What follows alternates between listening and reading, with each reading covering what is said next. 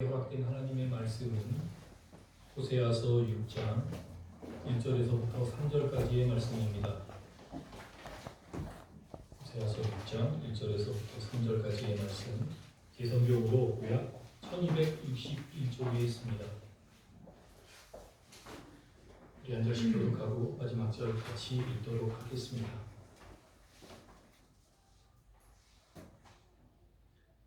제가 먼저 읽겠습니다. 오라, 우리가 여호와께로 돌아가자. 여호와께서 우리를 찢으셨으나 도로 낫게 하실 것이요, 우리를 치셨으나 싸매어 주실 것임이라. 여호와께서 이틀 후에 우리를 살리시며 셋째 날에 우리를 일으키시니 우리가 그의 안에서 살리라. 함께 읽겠습니다.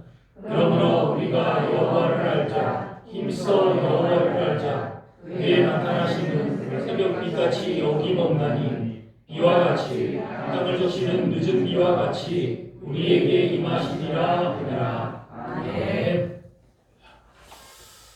오늘 본문 말씀의 저자는 당연히 호세아서니까 호세아 선지자겠죠. 호세아 선지자는 12명의 소 선지자 중에 한 명입니다. 분열왕국 시대에 북이스라엘에서 활동한 그런 선지자였죠. 기원전 750년경에 부르심을 받아 25년 정도 선지자로서 활동을 합니다.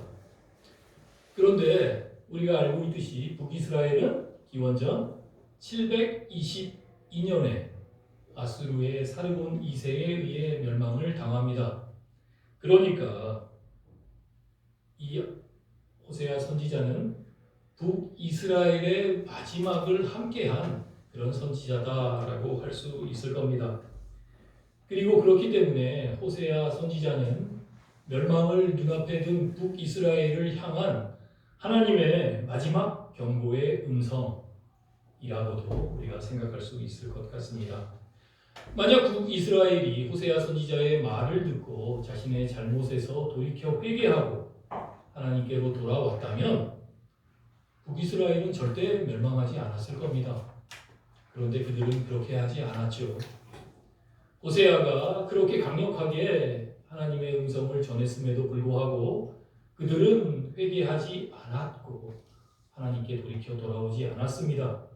그래서 북이스라엘은 결국 멸망을 당하고 맙니다. 자, 그런데 호세아 선지자 하면 늘 껌딱지처럼 같이 붙어다니는 사람이 한 명이죠. 누굽니까? 고멜이 어떤 사람이죠? 고멜은 호세아 선지자의 아내이지만 또한 매우 음란했던 그런 여자였습니다. 아니, 호세아가 선지자인데 어떻게 그런 음란한 여인을 아내로 맞이한 거죠? 호세아가 자의로 그렇게 한 것이 아니었죠. 하나님께서 고멜을 아내로 맞으라고 명령하셨기 때문에 하나님의 그 명령을 따라 어쩔 수 없이 고멜이 음란한 여인이라는 것을 알면서도 그런 고멜과 결혼했고요. 아들 둘, 딸 하나를 낳고 살아갑니다. 그렇게 자녀를 3명이나 낳았으니 이제 그 부부가 행복하게 살아가는 것으로 그 이야기가 끝을 맺나요? 그렇지 않습니다. 고멜이 사고를 치죠. 그것도 엄청나게 큰 대형 사고를 칩니다.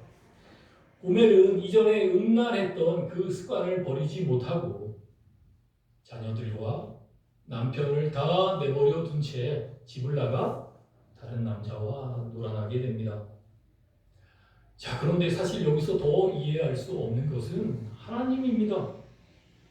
고멜이 그렇게 악하고 음란한 잘못을 저질렀음에도 불구하고 하나님은 그런 고멜을 정죄하지 않으십니다.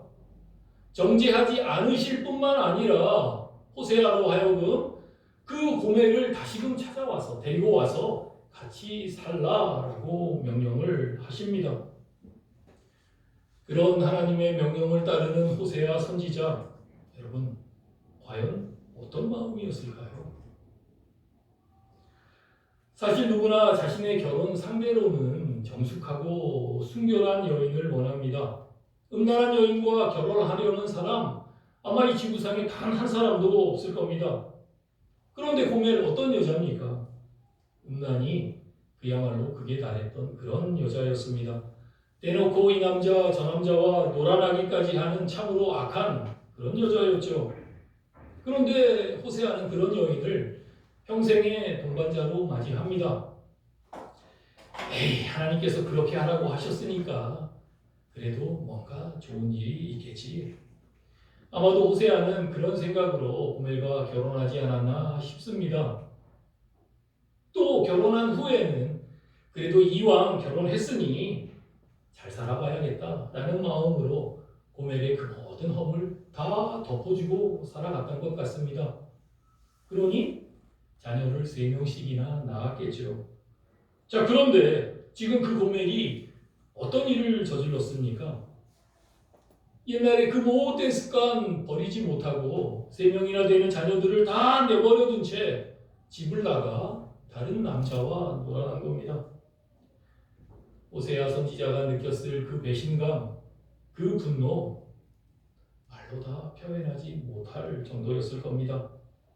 그런데 말씀드렸지만 더 놀라운 것은 하나님의 반응이었습니다. 악하고 음란함은 물론이고 가족을 향한 일말의 책임감조차 전혀 없었던 그런 고멜을 호세아로 하여금 다시 데리고 와서 살라고 말씀하신 겁니다. 여러분, 만약 여러분이 호세아였다면 하나님의 그 명령에 대해서 어떤 반응을 보이셨을 것 같습니까? 아무리 하나님이라고 해도 이건 정말 너무 지나치신 것 아닌가요? 도대체 하나님께서 왜 그런 말도 안 되는 명령을 거듭해서 호세아에게 내리신 걸까요? 혹 호세아 선지자가 하나님께 어떤 잘못이라도 저질렀나요? 그래서 징계 차원에서 하나님께서 그런 명령을 내리셨나요? 도대체 숨겨진 하나님의 의도 뭘까요? 여러분, 하나님은 호세아 선지자가 지금 하나님의 마음이 어떤지 조금이라도 더 분명하게 이해하기를 원하셨습니다. 그래서 그런 명령을 내리셨던 겁니다. 여러분, 호세아 어떤 사람이었습니까? 그의 직분이 뭐였죠? 선지자입니다. 여러분, 선지자가 뭐 하는 사람입니까? 하나님의 뜻과 계획을 보다 더 분명하게 백성들에게 전하는 사람. 그래서입니다. 호세아가 하나님의 뜻과 계획을 보다 더 분명하게 백성들에게 전하는 그런 사람이었기 때문에 하나님께서 그런 다소 모질 것 같은 그런 명령을 거듭해서 내리셨던 겁니다. 지금 하나님은 호세아에게 이렇게 말씀하고 있는 거라고 생각할 수 있습니다. 호세아야, 내가 지금 어떤 상태, 어떤 마음인지 네가 그 100분의 1, 1000분의 1, 아니 만분의 1이라도 좀 알아다오. 그래서 그런 내 마음을 내 백성 이스라엘에게 조금이라도 좀 이해할 수 있도록 분명하게 좀 전해다오. 하나님 앞에서 아무 거리낌 없이 우상 숭배라는 영적 음란을 범하고 있는 이스라엘 백성들, 그런 그들을 바라보는 아버지 하나님의 마음이 얼마나 아프고 또 고통스러울지 먼저 호세아가 조금이라도 더 분명하게 알게 하기 위해서, 그리고 그렇게 알게 된 하나님의 마음을 좀 더 명확하게 이스라엘 백성들에게 전하도록 하기 위해서, 그래서 하나님은 다소 황당하기까지 한 그런 명령을 호세아 선지자에게 거듭해서 내리셨던 겁니다. 아니, 그렇다면 당시 이스라엘 백성들을 도대체 어떤 상태였길래 하나님께서 그렇게까지 하셨을까? 호세아 선지자가 활동할 당시의 북이스라엘의 상황 한번 간단하게 살펴보도록 하겠습니다. 당시 북이스라엘의 왕은 여로보암 2세였습니다. 여로보암 2세는 하나님을 떠난 악한 왕이었지만 그래도 나름대로는 효율적으로 지혜롭게 자신이 맡은 이스라엘을 잘 통치했습니다.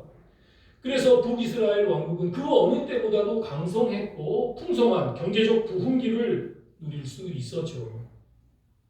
하지만 모든 백성이 그 풍요로움을 누릴 수 있었던 것은 아니었습니다. 어떻게 보면 오늘날 우리 대한민국의 상황과 흡사하다고도 할 수 있습니다. 여러분, 오늘날 우리가 살아가고 있는 대한민국 어떤 나라인가요? 경제 지표상으로 볼 때 대한민국은 대단히 부유한 나라임에 틀림없습니다. 작년, 그러니까 2020년 기준으로 1인당 국민소득이 자그마치 31,755달러입니다. 우리가 사용하는 원화로 환산하면 대략 3,500만 원 정도 됩니다. 4인 가족 기준으로 보면 1억 4천만 원 정도가 되죠. 그러니까 4인 가족 기준으로 연소득이 1억 4천만 원이나 된다는 겁니다.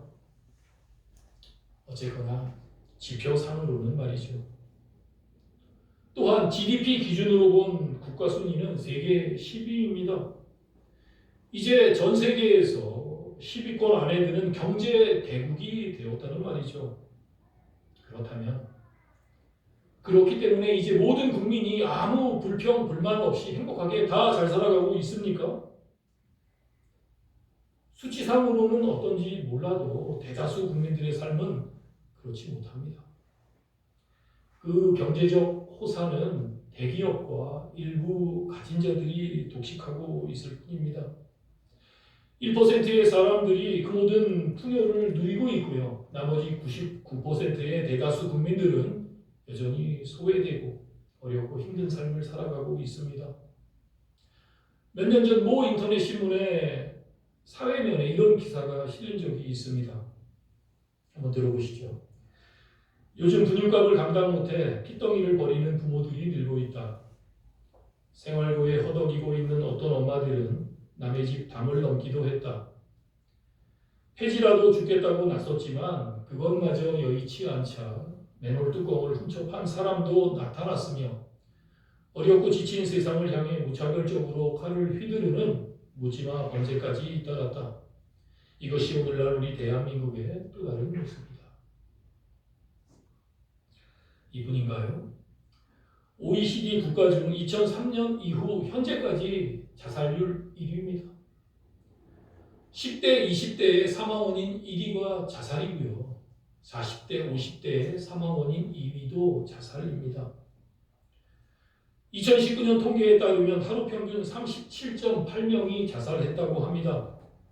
매 38분마다 한 명씩 자살하고 있는 거죠. 그러니까 우리가 지금 예배를 드리고 있는 이 1시간 안에도 어디에선가 2명이 자살을 기도하고 있을 수도 있다라는 겁니다. 정말 안타까운 일이라 하지 않을 수 없죠. 그런데 호세아 선지자 당시의 이스라엘이 바로 오늘날 우리 대한민국과 굉장히 유사했다는 겁니다. 소수의 가진 자들이 모든 것을 누리고 그들끼리만 연일 흥청망청 호화로운 잔치를 벌입니다. 반면에 서민들의 생활은 점점 더 어려워져만 갔습니다. 먹고 살기 위해 심지어 스스로 자원해서 노예가 되는 경우도 빈번하게 일어났다고 합니다. 왜냐하면 노예가 되면 최소한 굶어 죽지는 않을 것이기 때문에. 오늘날 자본주의 사회의 가장 큰 병폐인 부익부 빈익빈 현상이 당시에도 똑같이 벌어졌던 거죠. 사람들마다 의를 행하기보다는 자신의 부를 쌓고 자신의 욕심을 채우는 데만 급급해서 가난하고 연약한 자들을 외면한 채 부정부패만을 일삼습니다. 신앙생활도 마찬가지입니다. 마음과 정성을 다해 한 분 하나님을 믿고 섬기는 것이 아니라 스스로 위안을 얻기 위해, 스스로 자기 만족을 위해 형식적이고 가식적인 종교 생활들에 치중합니다. 더 큰 문제는 가진 자들을 중심으로 종교적 혼합주의 현상이 벌어졌다는 사실입니다. 심지어 하나님의 제단이 있는 성소에 우상을 끓여들여 하나님을 예배하면서 더불어 이방신을 섬기는, 하나님께서 가장 가증스럽게 여기는 영적 간음인 우상 숭배까지도 서슴지 않고 범했던 겁니다. 그러면서도 스스로는 자기 자신이 하나님을 신실하게 섬기고 있다라는 착각에 빠져 만족하고 있었습니다. 이런 이스라엘의 악행을 묵묵히 지켜보시던 하나님은 마침내 그들을 심판하기로 결정하십니다.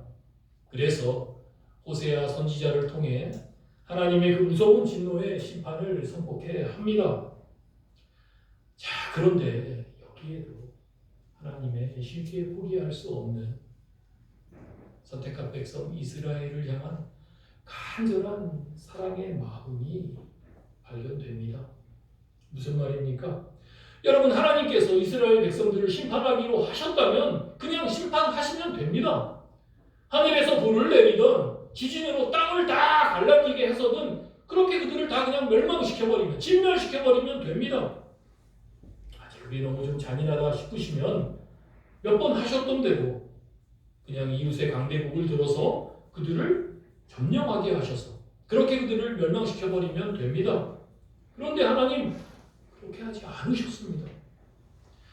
하나님을 떠나 악행을 일삼던 이스라엘을 심판하기로 결정하셨으면서도 즉각 그들에게 심판의 칼날을 들이대는 대신에 먼저 호세아 선지자를 통해 경고의 메시지를 선포해 했던 겁니다.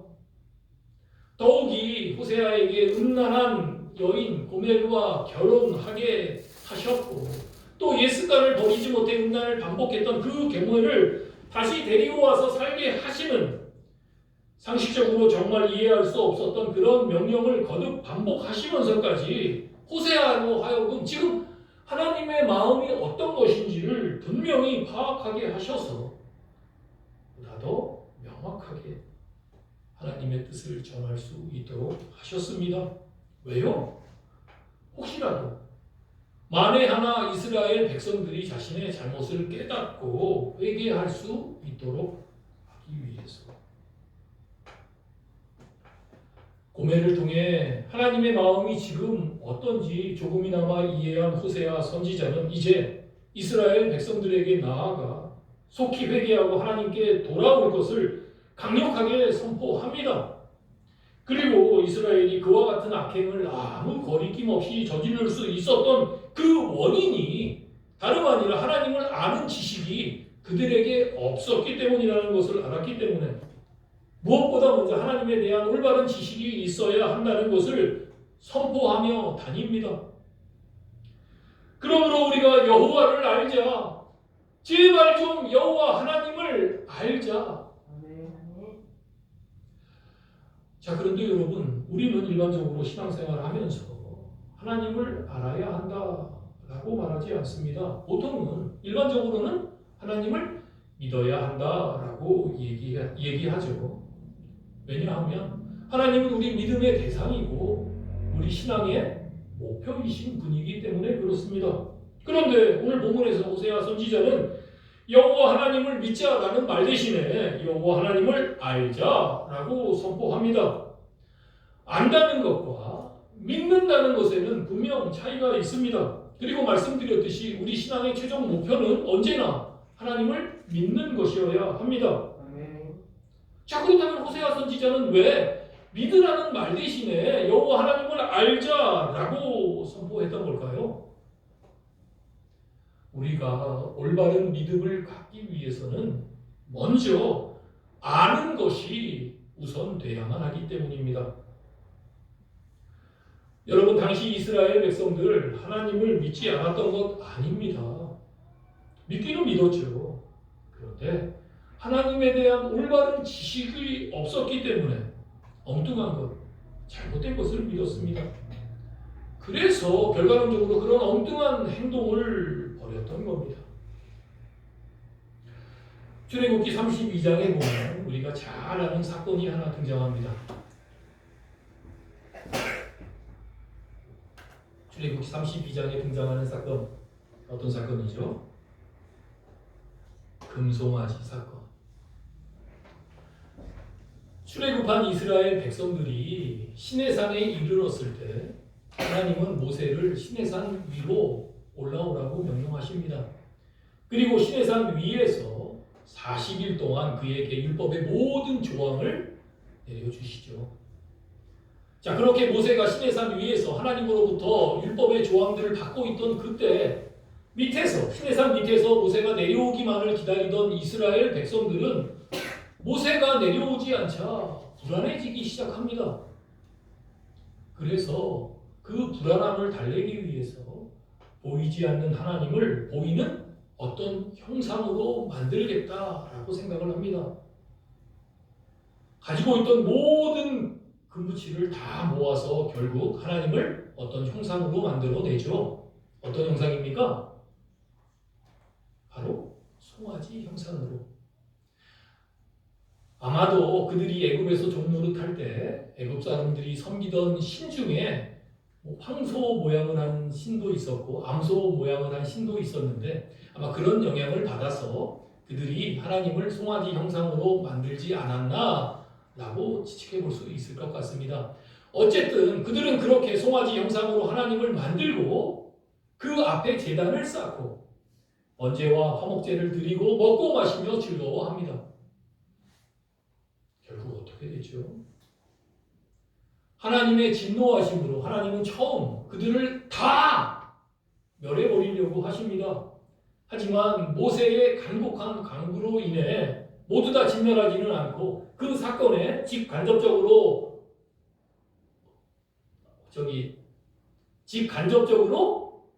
관여했던, 나이를 먹으면서 단어들이 요새 잘 떠오르지가 않습니다. 직간접적으로 관여했던 사람들 3천여 명을 죽여버리고 맙니다.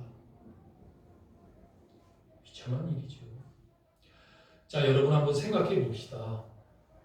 시내산에서의 이스라엘 백성들을 하나님 아닌 다른 이방신의 어떤 형상을 만들려고 했던 것? 아닙니다.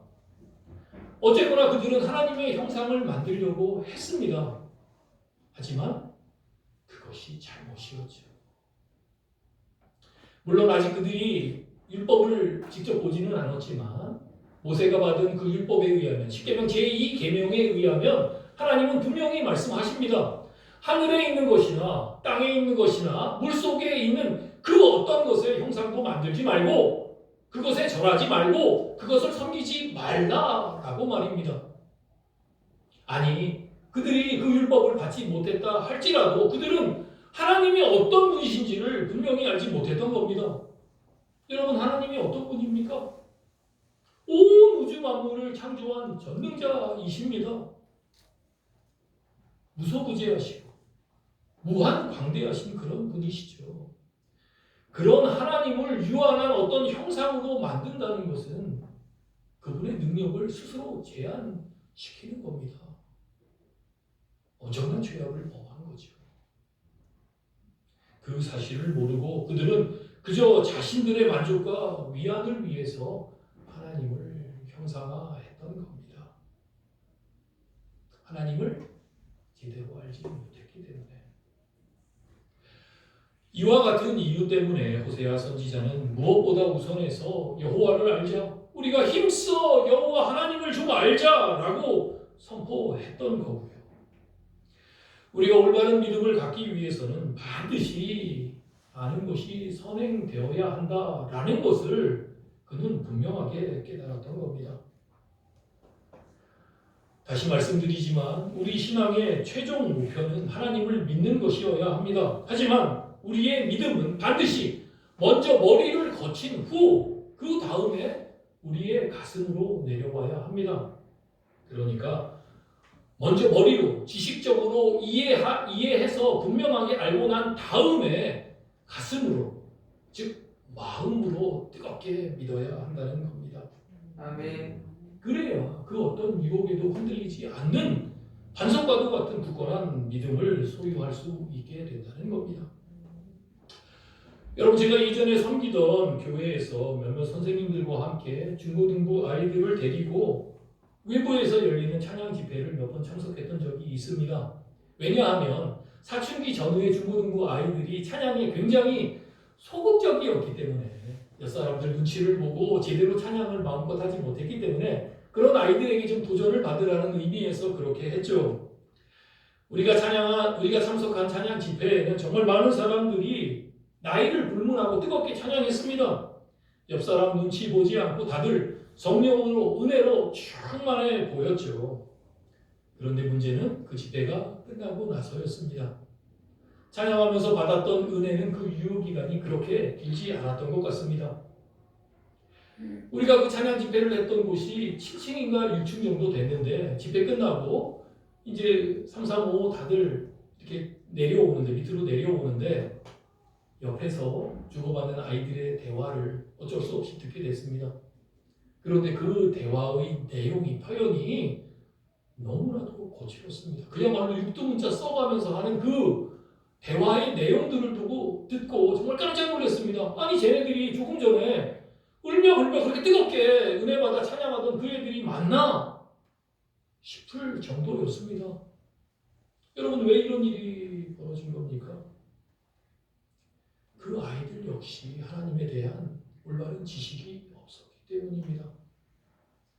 내가 지금 찬양하고 있는 하나님이 과연 어떤 하나님인지, 그분이 진정 나에게 원하시는 것이 무엇인지, 내가 어떤 삶을 살기를 원하는 건지, 이에 대한 분명한 지식이 없었기 때문에 그저 열광적인 주변 분위기에 터질 듯한 악기의 격렬한 리듬에 감정적으로만 반응했던 것 아닐까요? 이러한 현상은 아이돌 가수의 콘서트 현장에 가면 흔히 볼 수 있습니다. 여러분 그곳에 가면 아이돌 가수의 행동 하나하나에 울며 소리치고 열광하는 소위 은혜받은 아이들 수두룩하지 않습니까? 그렇기 때문에 우리가 먼저 알아야 한다는 겁니다. 하나님이 어떤 분이신지, 그분이 나에게 하신 일이 무엇인지, 내가 왜 그 하나님을 찬양하고 경배해야만 하는지, 그분은 또 나로 하여금 어떤 삶을 살기를 원하시는지, 이러한 것들에 대한 분명한 지식이 먼저 우리에게 있어야 우리의 찬양이, 우리가 드리는 예배가, 그리고 우리가 하는 섬김이 하나님이 기뻐 받으시는 찬양, 하나님이 기뻐 받으시는 예배, 하나님이 진정 기뻐하시는 섬김이 될 수 있다는 겁니다. 그리고 그런 찬양과 예배라야 우리 입술에서 그저 맴돌다 끝나는 그런 찬양이 아니라 진정 내 삶의 찬양으로 이어지고, 그래서 결국 우리의 인생을 변화시키는 능력이 될 수 있다는 거죠. 아멘. 우리로 하여금 점점 더 거룩하게, 우리로 하여금 점점 더 예수님 닮아갈 수 있도록. 여러분, 우리 모두는 비록 정도의 차이는 있다 해도 하나님에 대한 분명한 믿음이 있기 때문에 지금 이 자리에 앉아서 하나님과 함께 예배하고 있는 겁니다. 아멘. 그렇다면 여러분이 지금 믿고 있는 하나님 과연 어떤 하나님인가요? 여러분이 지금 하나님에 대해서 알고 있는 것 과연 뭡니까? 분명한 것은 우리는 아는 것만큼 믿을 수 있다라는 사실입니다. 여러분이 마지막 때에 믿음의 용사가 돼서 하나님의 위대한 역사에 동참하고 싶으십니까? 그렇게 되기를 원하십니까? 아멘. 그렇다면 먼저 알아야 합니다. 하나님이 어떤 분이신지, 나와 어떤 관계인지, 그분이 나를 통해 하고자 하시는 일이 무엇인지, 그리고 또 나는 지금 어떤 존재인지. 먼저 하나님을 알고 그리고 나서 나를 안다면 우리는 얼마든지 하나님의 크고 놀라운 일에 사용될 수 있습니다. 하나님의 그 계획 안에서 하나님의 기쁨이 되고 또 하나님의 자랑이 되는 멋진 삶 얼마든지 살 수 있다는 말입니다. 그렇게 하나님의 그 크고 놀라운 계획에 동참해서 하나님과 더불어 영원토록 영광과 기쁨을 누리는 복된 삶 될 수 있기를 간절히 기도합니다. 아멘. 그러므로 우리가 여호와를 알자, 힘써 여호와를 알자. 호세아 선지자의 이 외침이 우리 주님 다시 오시는 재림의 그날까지 우리 모두의 귓가에 생생하게 메아리쳐 울릴 수 있기를, 그래서 그 하나님을 아는 지식으로 인해 우리의 삶이 더욱더 풍성해지고 참 진리 되시는 그분 안에서 진정한 자유를 누릴 수 있기를 이 시간 예수 그리스도의 이름으로 간절히 축원합니다. 기도하겠습니다. 하나님, 우리가 힘써 여호와 하나님을 알아야 할 그 이유가 무엇인지 다시 한번 말씀을 통해 분명히 깨닫게 하시니 감사합니다. 우리가 올바른 믿음을 갖기 위해서는 반드시 아는 것이 우선 되어야만 함을 기억합니다. 먼저 머리로 분명히 이해하고 알므로 인해 그 어떤 시험과 유혹으로부터 흔들리지 않는 반석과도 같은 깊은 믿음 허락해 주시옵소서.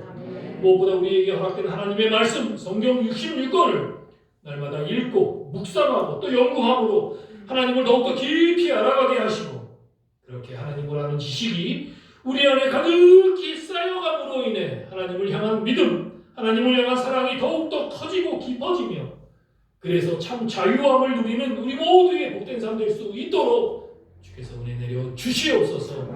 감사합니다. 모든 것 예수님의 이름으로 기도드립니다. 아멘. 우리 말씀을 기억하면서 찬송가 304장 보험사선 드리면서 공부하겠습니다.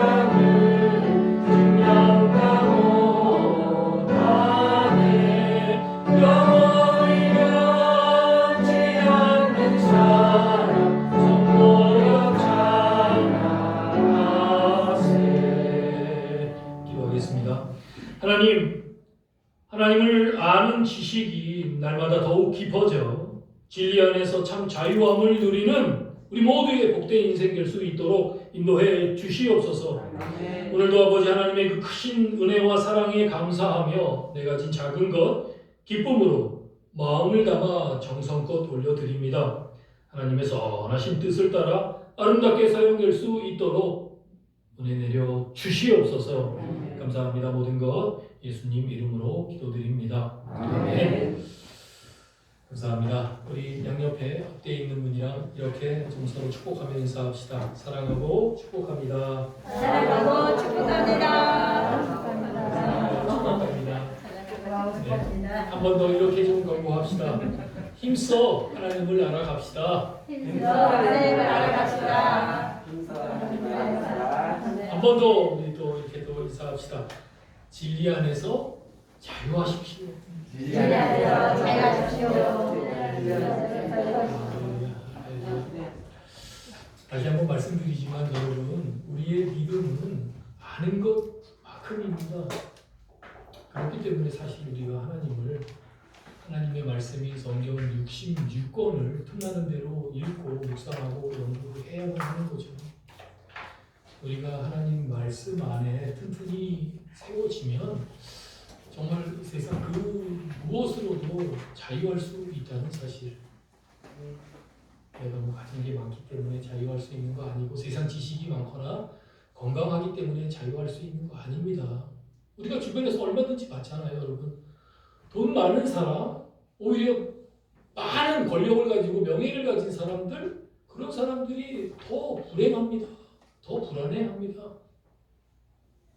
가진 것 없어도 모든 것 되시는 하나님을 내 안에 가득히 모시고 있다면 우리는 참 자유, 참 평안 누릴 수 있다는 사실 분명히 기억하시고 어찌 됐든 말씀 안에서 여러분들이 좀 쑥쑥 믿음이 자라날 수 있기를 다시 한번 간절히 소망합니다. 아멘.